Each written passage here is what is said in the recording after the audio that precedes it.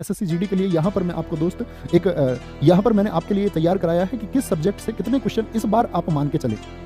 तो ये स्लाइड आप एक बार थम्स अप करना कि आप लोग इसको साफ देख पा रहे होंगे, जिसमें सब्जेक्ट वाइज में डिस्कस करने वाला हूं कि आपको किस सब्जेक्ट के किस पार्ट पर आपको ज्यादा मेहनत करनी है। तो यहाँ पर देखो दोस्त, आपका अगर हम बात करते हैं आपका स्टैटिक जीके की, स्क्रीनशॉट भी आप ले लेंगे तो इस बार स्टैटिक जीके का आधार आप 5 से 6 क्वेश्चन, पिछली बार आप देखेंगे 7-7, 8-8 क्वेश्चन तक पूछे गए। वो प्लस माइनस हो सकता है, क्योंकि इस बार आप भी जानते हैं कि आपका एग्जाम मैं नहीं बना रहा हूँ या एग्जाम आप नहीं बना रहे होंगे, वो प्लस माइनस चीजें हो सकती है, लेकिन हम क्या आधार मान के तैयार करें। ठीक है, तो क्या बोलेंगे इसको यहाँ पर देखेंगे ध्यान से, आप लोग अपनी क्वालिटी बढ़ा लेंगे थोड़ा सा। ठीक है, नहीं दिख रहा है सर, सारे दोस्त कह रहे हैं नहीं दिख रहा है, दिखना चाहिए भाई, मैं और जूम कर लेता हूं, दिखना तो चाहिए। ठीक है, यहां देखेंगे, सीन टू नहीं लगाया, अभी बताएंगे दोस्त, अभी आप लोग देख पा रहे हैं, अब तो सबको दिखना चाहिए। तो देखो यहां पर लिखा हुआ है क्लासिकल डांस यानी कि शास्त्रीय नृत्य। शास्त्रीय नृत्य से मतलब है कि 8 शास्त्रीय नृत्य हैं, उनके प्रतिपादक कौन है, उनका इतिहास क्या है और उन नृत्यों से संबंधित क्या क्या चीजें हैं, यानी कि जितने भी डांसर है वो सब पूछे जाते हैं आपसे। फोक डांस यानी कि हर राज्य का एक लोक नृत्य, किस लोक नृत्य से संबंधित अन्य प्रश्न।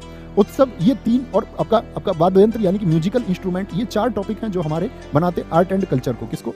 आर्ट एंड कल्चर के ये 4 टॉपिक हैं जो बहुत इंपॉर्टेंट है दोस्त। सेंसस, जनगणना पढ़े बगैर आप एग्जाम में मत जाना। ठीक है, कहां से पढ़े वो भी मैं आपको बताऊंगा। नेशनल पार्क पढ़े बगैर मत जाना। मेजर साइट से मतलब है इसमें आपका यूनेस्को की साइट आती है, यूनेस्को की जो 42 साइट हो चुकी हैं, और आपका जो रामसर साइट है आपका 75, उन साइट के बारे में अध्ययन। टेंपल कौन सा कहां पर स्थित है, किस देवता को समर्पित है।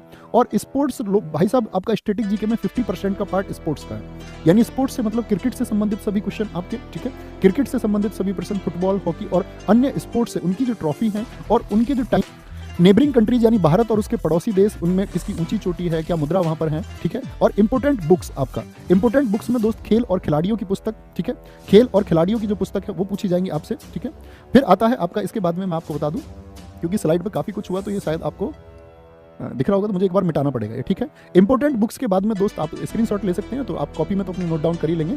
ठीक है, तो क्या बोलेंगे, गवर्नमेंट स्कीम, और आपके मैं इसको टेलीग्राम वगैरह सब जगह इसको शेयर करा दूंगा। ठीक है, सरकार की जो योजनाएं हैं बहुत इंपॉर्टेंट है, पिछली बार भी काफी क्वेश्चन पूछे गए। और एक नया टॉपिक इस बार ऐड करने जा रहे हैं, पद्म अवार्ड, क्योंकि बच्चे इसके बारे में बहुत सारे पूछते रहते हैं कि जी पद्म अवार्ड कैसे पूछे जाते हैं। पूछ लेता 2019 में पद्मश्री एक तबला वादक थे, उनको मिला, वह कौन है। तो उन पद्म अवार्ड को, यानी कला और संस्कृति के पद्म अवार्ड पढ़ना, क्योंकि हर साल पद्म अवार्ड बहुत मिलते हैं। अब ऐसा नहीं है कि आप सारे पद्म अवार्ड पढ़ने लग जाए, तो आपको पढ़ना आर्ट एंड कल्चर के फील्ड में जो पद्म अवार्ड मिले हैं, यानी कला और संस्कृति के क्षेत्र में जो पद्म अवार्ड मिलेंगे वो आपको पढ़ने हैं। इतनी बात समझ में आई। बाकी चीजों को आप एस्केप कर सकते हैं या पीछे की तरफ रख सकते हैं दोस्त, बहुत ज्यादा ध्यान।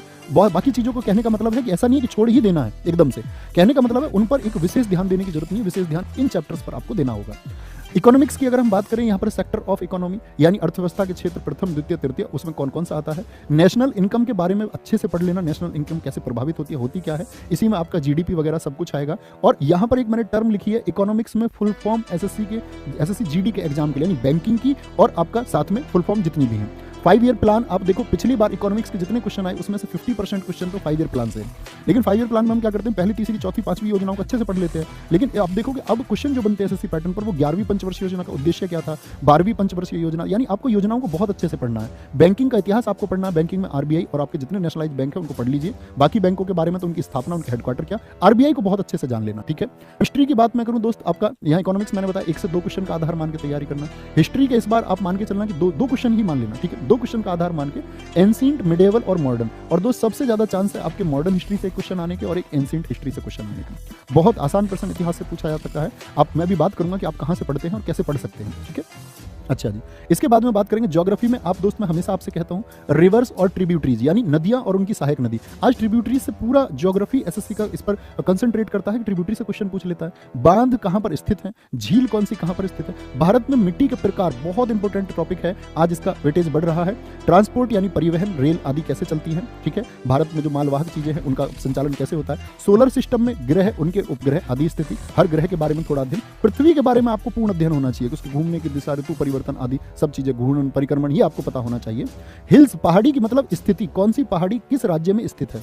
वेदर, मौसम आपको पढ़ना है एक चैप्टर। और एग्रीकल्चर एंड ग्रीन रिवॉल्यूशन, दोस्त यहाँ पर एक टॉपिक लिखा हुआ है, आप इसको देख सकते हैं नीचे, एग्रीकल्चर एंड ग्रीन रिवॉल्यूशन। इसका मतलब है कि जो हरित क्रांति हुई, हरित क्रांति से मेरे भाई आज एसएससी के एग्जाम्स में इतने क्वेश्चन पूछे जाते हैं, बहुत भर भर के क्वेश्चन पूछे जाते हैं। ठीक है, तो आपको ये ग्रीन रिवॉल्यूशन बहुत अच्छे से पढ़ लेना है। अच्छा, इसके बाद में बात आती है आपका इंपोर्टेंट आर्टिकल्स की। ठीक है, इंपोर्टेंट आर्टिकल्स की, इंपॉर्टेंट आर्टिकल्स यानी कि पॉलिटी में ये सब जानते हैं, पूछा जाता है। लेकिन पॉलिटी का वेटेज आप, मैं बताऊं, स्टैटिक जीके के बाद में दूसरे नंबर पर रखकर चले कि पॉलिटी ऐसा सब्जेक्ट होगा जो दूसरे नंबर पर आपके लिए बहुत इंपॉर्टेंट है। एक तो स्टैटिक जीके और एक पॉलिटी को बहुत अच्छे से तैयार करना है। प्रियम्बल, प्रस्तावना को बहुत अच्छे से आपको पढ़ लेना, इससे क्वेश्चन बनता है। सोर्सेज ऑफ कॉन्स्टिट्यूशन यानी संविधान के स्रोत क्या है। फंडामेंटल राइट, मौलिक अधिकार। दोस्त देखो, मौलिक अधिकार और डीपीएसपी यानी कि जो आपके आर्टिकल 12 से 35 और आपका आर्टिकल 36 से 51 तक, यहां तक आपका अगर पॉलिटी से 3 क्वेश्चन बन रहे हैं तो आप देखेंगे कि 1 से 2 क्वेश्चन तो इसी एक पार्ट से आपके बन जाएंगे। ठीक है, फंडामेंटल ड्यूटी से 1 प्रश्न फिर बनना तय हो जाता है यहां पर। और अगर इस पार्ट को नेग्लेक्ट करेगा तो फिर कॉमन क्वेश्चन आपका प्रेसिडेंट, बहुत इंपॉर्टेंट पार्ट है। पार्लियामेंट्री सिस्टम यानी कि राज्यसभा, लोकसभा को आपको संसद को पढ़ना है इसमें। और इंपॉर्टेंट अमेंडमेंट, इंपॉर्टेंट ही पढ़ना, बहुत ज्यादा ऐसा नहीं कि आपको बहुत डेप्थ में जाने की जरूरत नहीं है, बहुत विस्तार से पढ़ने की दोस्त जरूरत नहीं है। नवीन भैया वो नाव है जो सबकी पार लगाता है।